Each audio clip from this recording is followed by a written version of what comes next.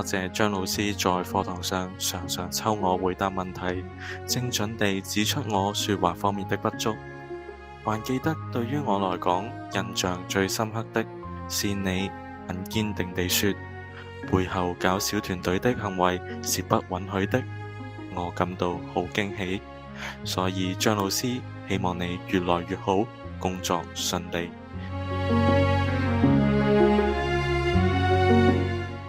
多謝你教我唱歌。我未參加合唱團之前仲係五音不全，但係參加咗合唱團之後都仲係有少少五音不全，但係都好過之前。多謝你嘅教導。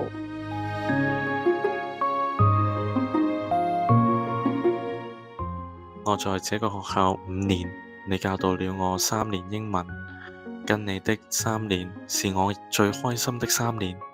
你讓我對英文有了熱情衝動。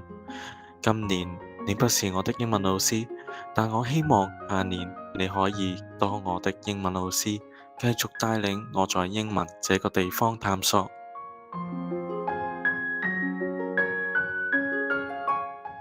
雖然一開始轉到你做6A 班中文老師會唔太鍾意，但在相處過後，發現你係一個玩嘅時候玩，做嘢嘅時候又好認真，完全係一個好有趣嘅人，又同學生傾得埋。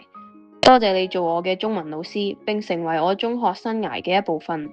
同時唔該你注意啲身體，記得食多啲嘢，祝身體健康，平安順遂。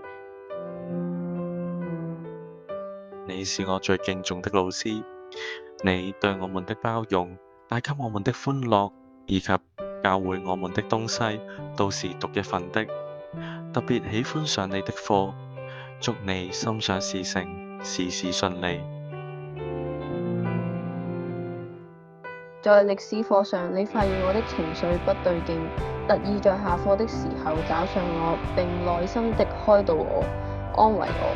謝謝陳老師的關心，謝謝你及時察覺到我的狀態。往後的歷史課，我會比以前認真聽，考取好成績報答你。